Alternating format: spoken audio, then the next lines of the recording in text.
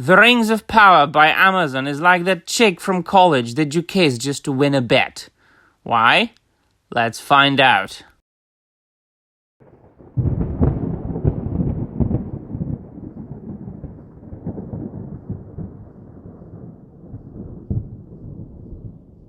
Wes Hall, min friend, and welcome to yet another video. My dear friends, what you can see at the screen is, a post on social media by one of the, quote-unquote fan groups that, have got some sort of deal with Prime Video. And that means that they can bring some news as far as the Rings of Prime goes. But that's not important now. I'm going to make a separate video about that, because apparently the filming of the second season of the Rings of Prime has wrapped. So yeah, the shooting is done, and now they are, I think, going to go to the post-production. But once again, that's not important. What is important is that this post and other posts that have made me think about the Rings of Prime once again, and I don't think about it very often. I only think about it when I'm making a video about it. But I went back in time and thought about the entire TV show and the impact that it had, and why it even exists. And the only answer that I could come up with is it exists so we can take advantage of it. And by we, I mean everybody, people who don't like the Rings of Power and people who like the Rings of Power. It is like that ugly girl at college or high school who you kiss only because you made a bet with your friends, and who lets, to kiss her because it's really, she knows that it's not genuine, but she wouldn't have gotten a kiss otherwise. So the comparison here shall be explained like this. The Rings of Power is not a good show. Absolutely not. But we have known that for a long time. Even a long time before it came out, it was quite apparent that it was going to be a huge disaster. But let us summarize the facts just briefly in a minute. So it's very badly made show because the dialogue is very dry and very cringy. It's very dull and boring, and the pacing is abhorrently slow. Now, I can't remember a single line from that show unless somebody reminds me of some of the funny phrases that they said that everybody is making fun of. Well, then that's another thing. All that I can see is people either praising it to that extent that you can't really believe it, so it is apparent that those people are either shills or they are just trying to troll other people, or they are just idiots, or people are making fun of it. So what has provided us with is awesome material for jokes and for memes. So, for example, that one line that I can remember, give it to me raw. It didn't make any sense to me then. It doesn't make any sense to me now. The acting is, now people might be defending certain actors, but the truth of the matter is, and the real fact is, that all those actors were very poor.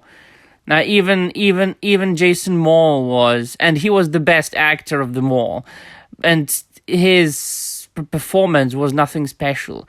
And if a mediocre performance is the best performance of a particular TV show of 8 episodes, approximately 8 hours, well, that says something, doesn't it? Most performances like Moffat Clark's Galadriel or that bloody Cordova's Arondir are subpar acting. Now, as far as the visual effects go, now we have to take into consideration the fact that the show was being, or has been, out for half a year, and it had been being made for about 4 years before it came out, since about 2019. So, and then there was the post-production, which of course means all the CGI and stuff. So let's say that they made the CGI in 2020, 2021. And if you compare it to films that came even like months and decades before, the visual aspect is very poor. It looks much worse than Peter Jackson's trilogy. And Peter Jackson's trilogy came out 20 years ago. So CGI, visual effects, practical effects, mediocre at best. And we all know that those, the armor and all those costumes look very, very, very awful. This basically looks like plastic. So, and the music, not memorable at all. Now, people are humming, people are singing the music from Peter Jackson's trilogy. People hear the Rohan theme, and they've got chills. People hear the main theme from Peter Jackson's trilogy, and they've got chills. I can't remember a single note from Bear McCreary's The Rings of Prime soundtrack. And the list can go on and on and on. So on its own, standing by its own, it's a very bad show. Now, in connection with Tolkien, I have made a million videos about that and the fact that it's really not adapting anything that was written by Tolkien, that they only used a couple of names that they could scramble up from the appendices. And that's another thing, it's just this trend of mentioning, oh, we have the rights to appendices. It is adapting the appendices to The Lord of the Rings. We've got the rights for The Lord of the Rings and the appendices. Why are you thinking about the appendices as if it was something separate from The Lord of the Rings? It is a part of the book, a chapter with notes at the end. So all the characters are just original characters, Amazon's original characters, even those that bear the names of the names that were in the book. And the story, now Amazon, they have created their own alternate history and calling it the history of Middle-earth. The creation of Mordor with the turn of a key, the origin of Mithril, and apparently, according to Amazon, that it contains the light of the last Silmarils, and that it works as some of kind of strange health potion for the elves and leaves. Now, this is all very, very funny, very cringy, and very pathetic. So all these things combined have resulted into The Rings of Prime being a joke in the eyes of everybody. And we only talk about it when we either want to laugh at it or argue with the other side. So, people who love The Rings of Prime, like that fan group or some other fan groups on the internet, they are using the Rings of Power so they can get clout, so they can get attention, so they can get clicks and likes and tweets and retweets, so they can attend rap parties and premieres, so they are invited to screenings, and so they can get bags of tchotchkes. Well, and people who don't like the Rings of Power, they or we are doing it for the very same reason, although we don't want tchotchkes from Prime Video. We don't want to get invited anywhere by Amazon, or at least I don't. I don't really want Amazon to contact me in any way, and even if they did, I would tell them to go F themselves.